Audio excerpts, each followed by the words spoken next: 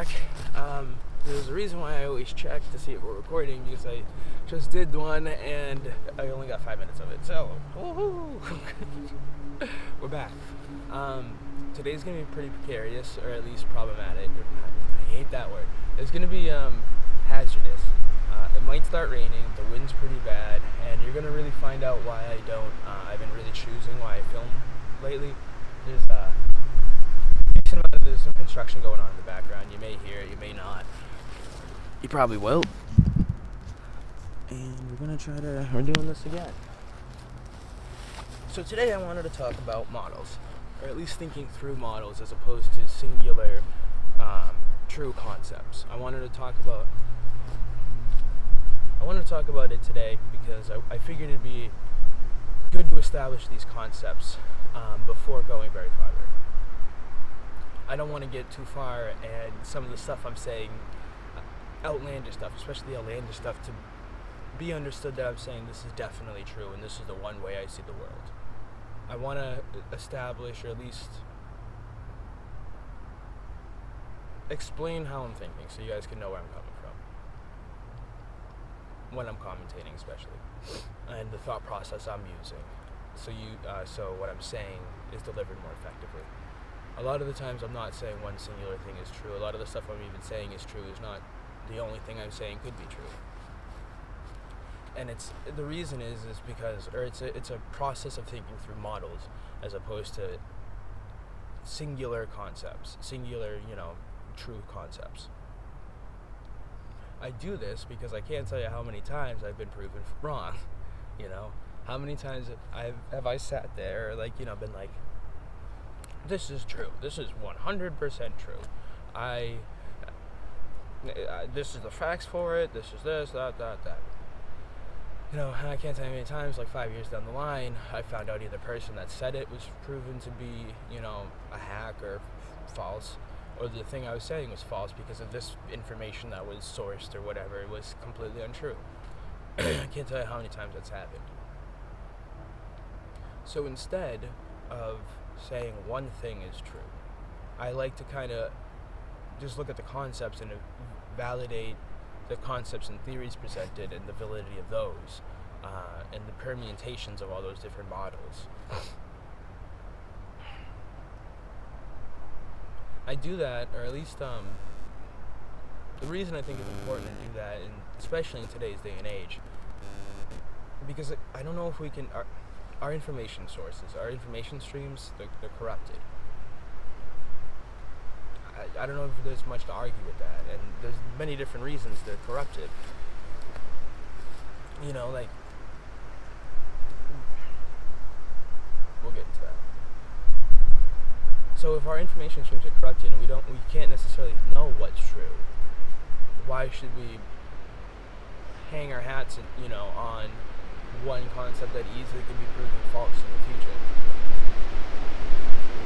If we're trying to find truth, why are we trying to back up or validate a false concept?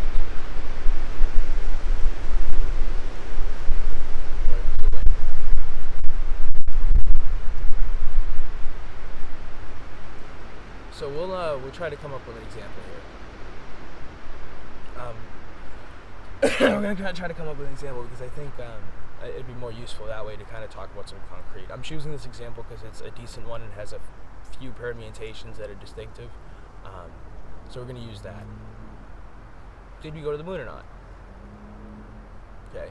Mainstream sources, mainstream information says that we did. This is what we did. This is the footage we used. We, live streamed it to you. This, that. We went into Apollo 11, this, that, we had a few more missions. We brought back some moon rocks, Earth rocks. So that's one story, or that's one narrative. There's another narrative that we didn't go. There's another narrative, Earth is flat. Space doesn't exist. It's water. Who knows, The thing is, though, so let's just take the mainstream source, the mainstream narrative, that we went to the moon this way, right? The one that NASA says. The issue with it, though, is that information comes from a government organization. And let's hypothetically say that we find out the government is very corrupt, lies to us. Nothing they've said is ever true, hypothetically. Like it isn't already true. But let's say we find out that it's undeniably true and everything is been falsified. That whole information stream from NASA is just out the window. How we can't trust that at all. And I think at least where I am right now in my thinking, that's where I'm at. If you can't trust your sources, or really put a lot of faith behind it, how can you say that is true?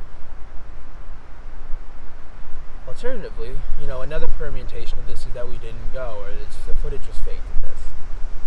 How much can you hang your head on in the same way a YouTuber like myself or something like that, podcaster, just sitting off there, reading off facts to try to, get clicks and try to get a following. You don't know if that person or myself, and I'm going about this as honestly as I can, but you don't know if people, myself included or whatever, are taking information and, maybe they take a concept that's kind of true and twist it to, support their ideological claim or something like that, to establish their place in the world. You don't know how people are manipulating things. So because of these things, and especially because of our time and the place we are at right now, I think it's much more effective to kind of sit back, don't put all your weight and eggs in one basket, and just be like, okay, let's see this model, this concept, I'm going to give it about a 50-80% accuracy. This model, we're going to give it 20. You can kind of triangulate the truth that way. So let's take this concept, the moon landing thing, and just flesh it out. Let's say option A is that we totally went, that's mainstream narrative model. Option B would be that we went, and space is still all relatively the same, but we use some crazy ass technology we don't want anybody to know about, and so we faked the footage for it. Option C would be that we went, but again, we used some crazy technology that we didn't want anybody to know about because space is water. Space is water for some reason, you know what I mean? And there's some crazy technology we want nobody to know about, and we didn't want people to know about space being water, and it's all different than we thought, so we faked the footage and all this. Option D, or C, whatever one we're on, we never went. Van Allen radiation belts have actually trapped us in, and we can't get out. So let's say option A, well, there's a lot of stuff wrong with it. There's a lot of stuff. For example, they live streamed it. There's a bunch of, just go look into it. I'm going to put it at, and there's a lot of people talking about it, I'm going to put it at like a 40-50% accuracy. Maybe even lower. Option C, that we went, space is relatively the same, and we use some crazy technology, I'd put that at like a higher, like a 70% chance of that happened. Maybe even like 80. The next one, that space is water, and like we faked it for that, that's a little bit lower. We're gonna go at 50 to 60. Still think that's more likely than we went the way they said, by the way, with just the way the information is laid out. Let's say that we never went, space doesn't exist, or the red radiation belts trapped us in, whatever. That's actually, okay, space is the way, let's just see why it's the permutations. It's why it's effective to think this way, just to put your hat on one thing. So let's expound this way a little bit more. So that, let's say that Van Allen radiation belts trapped us on the Earth, and we never were able to escape. But space is everything they're saying is still the same, just the fact we didn't go. I mean, that might be like an 80%, that one you have to falsify or decredit a lot of other information streams, right? Because that means everything we've heard about space for the other, space is water or something like that is false, right? And that's Occam's razor, it applies here too, So that one goes still closest with the mainstream narrative, you know what I mean? But whatever. But let's say space doesn't even exist, and we're on a flat Earth, and we didn't leave for that reason. That might be like a 30 to 40% again. It's lower. And I think, like I said, the best thing to do, or at least the way I've personally been going about things, is I've been sitting back and evaluating, trying to figure out which one is actually true or not the most likely to be true. And the reason is because you want to stay on your toes. You want to be like, dip and dodging. You know what I mean? This world in today's day and age it's really throwing us for a loop. So you got to be ready for everything. I'll check if we're recording. Yeah. So yeah, you really got to be ready for everything.